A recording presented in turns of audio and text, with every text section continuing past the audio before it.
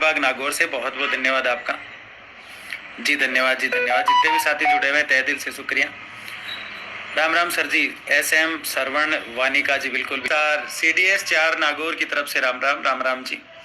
Sir file बन गई क्या? दिनेश मीणा जी, फाइल बन गई, चली भी गई, और एक सेकंड फाइल जो है कल सचिवालय दे दी जाएगी। ठीक है। मोनू सर जी राम राम।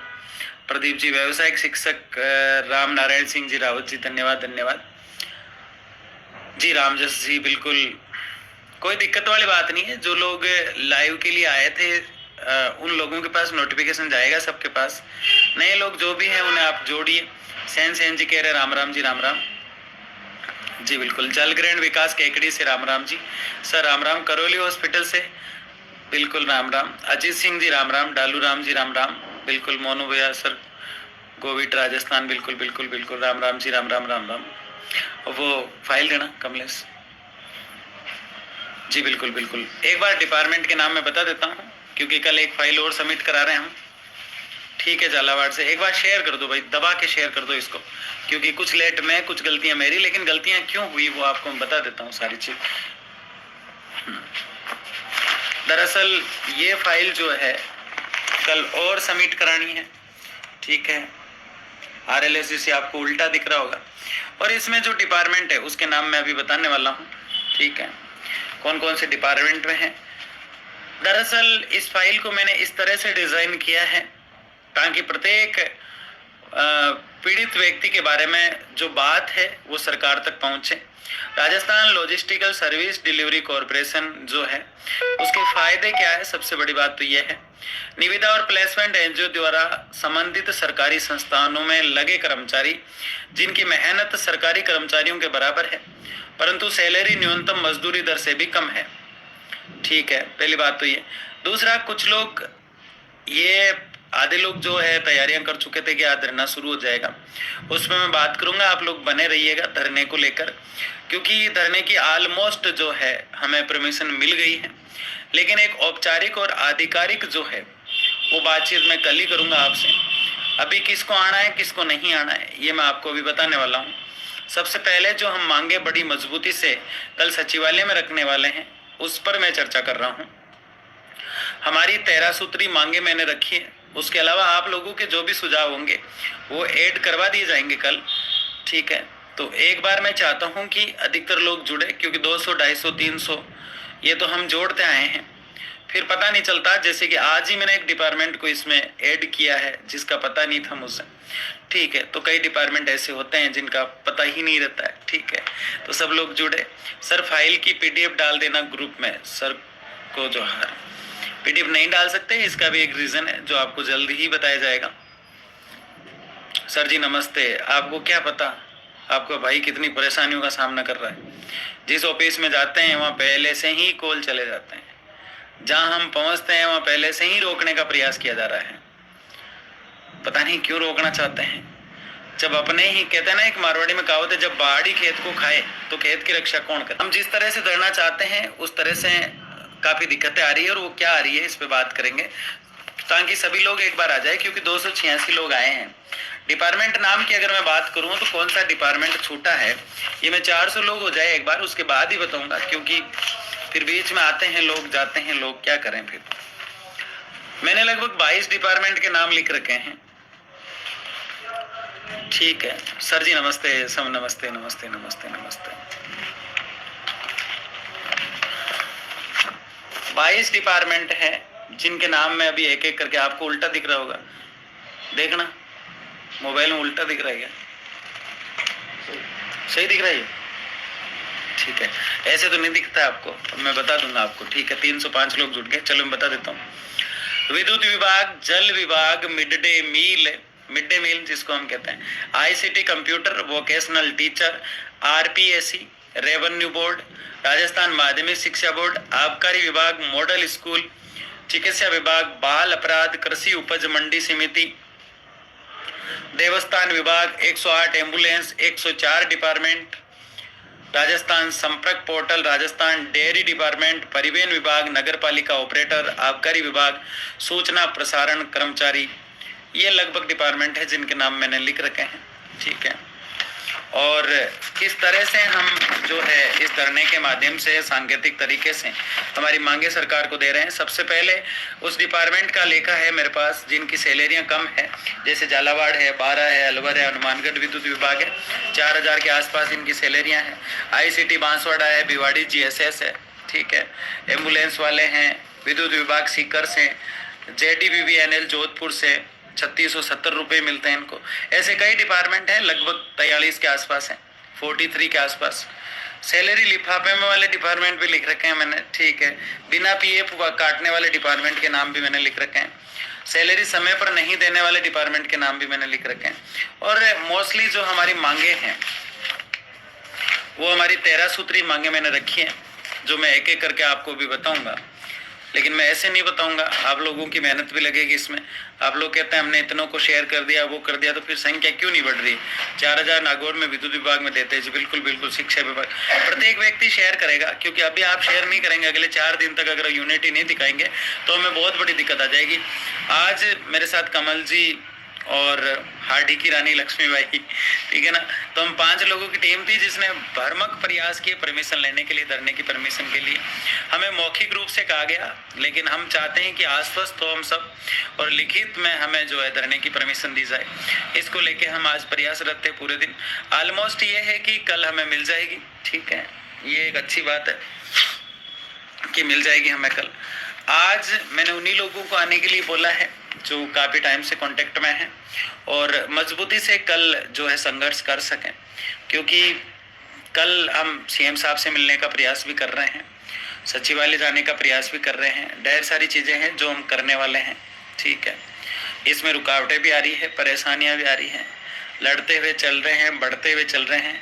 आप लोगों को यहाँ शेयर करने में भी जोर आ रहा है, तो क्या कर सकते हैं। हमारी मांगे क्या है? पहली प्राथमिकता पहले से काम करे कर्मचारी को दी जाए। ये बहुत अच्छी बात है या नहीं है?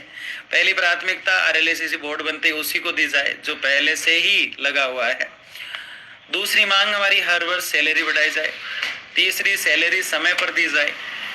चौथा, कार्यस्थल पर आवश्यक सामग्री सरकार की हो, यानी कार्यस्थल यानी कि जहाँ आप काम करते हैं, जैसे कि एग्जाम्पल दूं, जैसे कि कंप्यूटर आपका ही होता है कई जगह, वो सरकार का होना चाहिए। PF काटा जाए, ये हमारी 5वीं मांग है। 6, सैलरी अकाउंट में ही डाली जाए, ठीक है। इसमें एक कोष्टक में चीज लिखी है जिस पे बात करेंगे आप धरने में आओगे जब। उसके बाद अपना हक मांगने पर नौकरी से हटाने की धमकी पर अंकुश लगाया जाए, 7 नंबर हमारी मांग है। 8 नंबर हमारी मांग है प्रत्येक कर्मचारी का स्वास्थ्य बीमा सरकार करे। 9 नंबर की हमारी मांग है सरकारी छुट्टियां और कार्य समय निर्धारित किया जाए, सरकारी छुट्टियां भी आपको मिले। 10वीं मांग जो है बहुत ही हाईलाइट मैंने कर रखी है और हमारी सबसे महत्वपूर्ण मांग यही है जो आपको थोड़ी सी ब्लैक दिखाई दे रही होगी, और ये मांग जो है समान काम और समान वेतन है।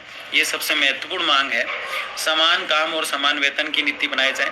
उसके बाद पहले से काम कर रहे कर्मचारियों को अनुभव के आधार पर भी प्राथमिकता दी जाए। इसका मतलब ये हुआ कि पहले से, यानी कि कई लोगों के पास डिग्री नहीं है तो वो लोग टेंशन में आ जाते हैं कि मैं हमारे पास डिग्री नहीं है, हम क्या करेंगे, वो करेंगे। तो यहाँ मेरी जो 11 नंबर की मांग है वो ये है कि जो लोग पहले से काम कर रहे हैं और जिन्हें अनुभव हो गया है काम का, तो उन्हें अनुभव के आधार पर प्राथमिकता देकर इस काम से बेदखल नहीं किया जाए, उन्हें RLSS बोर्ड में लिया जाए। तो ये बहुत ही महत्वपूर्ण मांग है। इसको मैं एक बार रिपीट कर रहा हूँ, पहले से काम कर रहे कर्मचारियों को अनुभव के आधार पर प्राथमिकता दी जाए, और इसके लिए संघर्ष करना पड़ेगा तो हम करेंगे। एक निश्चित समय अवधि का कार्य और अनुभव प्राप्त करने के बाद सरकार द्वारा परमानेंट करने की नीति बनाई जाए। 12 नंबर की हमारी जो मांग है वो RLSC के बाद का काम है, जो कई बार आपने सुना होगा, जो पहले से स्थायीकरण की मांग कर लेते हैं हम कई बार, तो ये गलत है। पहले से स्थायीकरण मुश्किल है, इसलिए 12 नंबर की हमारी मांग यही है कि RLSC बोर्ड जो है उसके गठन में ही हम ये मांग रख, उसके नोटिफिकेशन में ये मांग रख रहे हैं, एक निश्चित समय अवधि का कार्य और अनुभव प्राप्त करने वाले को परमानेंट करने की नीति बनाई जाए। तो हमारी ये 12-13 मांगे जो है वो इस प्रकार से हैं जो मैंने आपको अभी बताई है। ये मांगे क्या, किस तरह से और कहाँ रखेंगे हम, तो ये हम सचिवालय में इससे संबंधित एक फाइल भिजवा चुके हैं और एक फाइल हम कल भिजवा रहे हैं, ठीक है ना। तो ये मांगे जो आपको बताइए सेक्रेटरी जाएगी कल, और उसके अलावा कल का मेरा बड़ा प्रोजेक्ट है, अगले 4-5 दिन के बड़े ही प्रोजेक्ट है सारे, आप देखते जाएंगे, ठीक है ना। बजरंग तेजारा राम राम जी, बिल्कुल। राजस्थान राज्य खाद्य एवं नगर आपूर्ति निगम जी, बिल्कुल। सभी के पास आवाज आ रही है क्या? तो कर रहा हूँ। विद्युत विभाग बड़ा विभाग है साहब, बिल्कुल सर जी। विद्युत विभाग वाले बहुत परेशान है, धन्यवाद जी। मेरा तो नाम लो, चिंता कर रहे हो, ठीक है। समसा जयपुर, दीनदयाल गुर्जर, बिल्कुल राम राम जी। नागचंद मेघवाल, राम राम। सर जी नमस्कार। मानसी वाकल, बिल्कुल बिल्कुल बिल्कुल बिल्कुल। गवर्नमेंट नर्सिंग कॉलेज करौली से, राम राम जी। चूरू जिले में पीएफ नहीं कट रहा है किसी का बिजली बोर्ड, आपने लिखा ही नहीं, आपने बताया ही नहीं होगा, मैं क्या करूं। मैंने कमेंट यहीं बैठ के तैयार किए हैं सारे, ये लाइव में, ठीक है। खेल विभाग निवाद से लगे हैं, आते नहीं होंगे लाइव में यार, मैं तो क्या करूं फिर। मेरे पास सोर्सेज यहाँ से आते हैं सारे। राधे राधे मनु भैया, राधे राधे।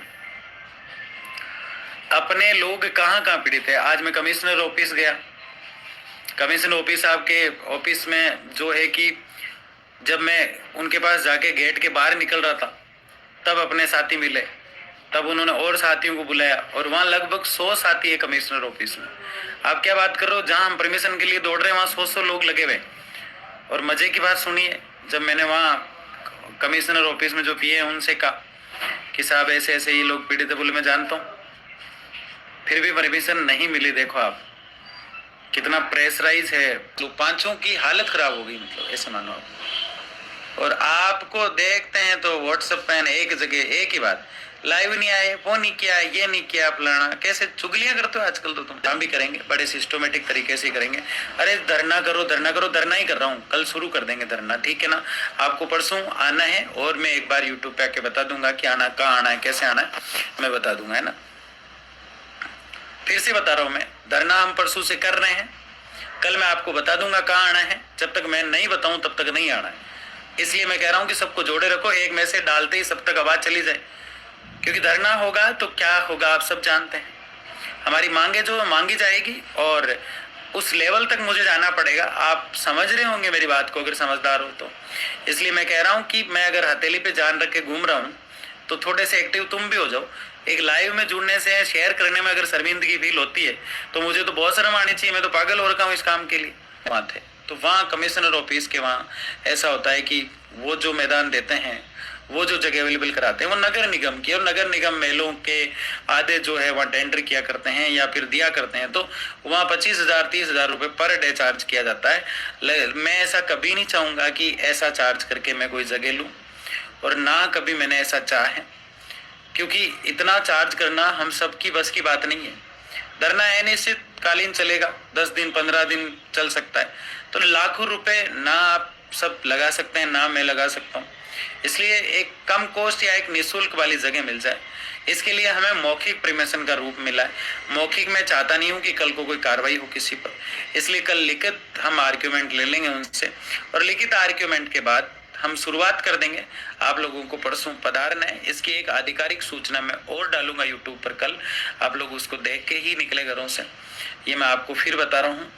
लेकिन 99% ये तय है कि परसों से शुरुआत हो जाएगी, मतलब शुरुआत कल से हो जाएगी, लेकिन एक नॉर्मल फॉर्मेलिटीज है जो कल पूरी कर लेंगे हम। उससे ऊपर उठ के सोचें, मानवता सबसे बड़ा धर्म होता है, राजनीति सरकारें ये बाद की चीजें होती है, और मानवता की इस लड़ाई में मैं सबसे समय की आहुति चाहूंगा। चाहे वो किसी संगठन का अध्यक्ष है, चाहे किसी संगठन का प्रदेश अध्यक्ष है, चाहे वो कोई नेता है, चाहे कोई भी है, सबको मैं आह्वान करूंगा कल, और इस समय की और इस लड़ाई की, इस जंग में विजय की ओर हम जरूर जाएंगे। मुझे पूरा भरोसा है हम जीतेंगे। और आप लोग अगर समय की आहुति देने आ जाते हो, जितने भी संगठन वगैरह है, तो हम और मजबूती से लड़ पाएंगे इस लड़ाई को। वरना मैं अकेला भी लड़ूंगा तो मैं इसको लड़ूंगा, लेकिन आप लोग कल ये मत कहना कि हमें बुलाया नहीं गया था, ठीक है ना। तो हम आह्वान करते हैं, ठीक है ना। हमारी कोई व्यक्तिगत लड़ाई किसी से है नहीं, ना जमीन जायदाद को लेके मेरी लड़ाई है कि 5 बीघा जमीन आपने मेरी ले ली या 10 बीघा मैंने ले ली। ये इस बेरोजगार और पीड़ित वर्ग की लड़ाई है। मेरे से कोई गुनाह हुआ हो, ज्यादा इन्वॉल्व हो गया मैं, आपकी कोई छवि में कोई कमी आई हो, तो वो चीज अलग है। बाकी मैं आह्वान करता हूँ कि आप सब लोग आएंगे, ठीक है। जैसे संविधान बाबा साहब अम्बेडकर थे, धन्यवाद जी। तो ये जो मैं गुजारिश कर रहा हूँ, ये सारे इन राजस्थान के अस्थायी कर्मचारी, ठेका कर्मियों, एनजीओ और निविदा वाले लोगों की तरफ से कर रहा हूँ।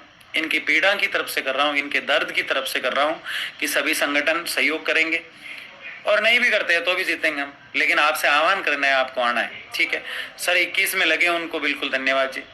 पीएचडी विभाग ओएसएम वाले, श्रम घटक वाले, मोनू भाई आप कौन से विभाग में कार्य हो? मैं तो बेरोजगार आदमी हूँ यार, बिल्कुल प्योर शुद्ध बेरोजगार हूँ इन दिनों में। ठीक है सभी भाइयों, लिंक अभी शेयर करो।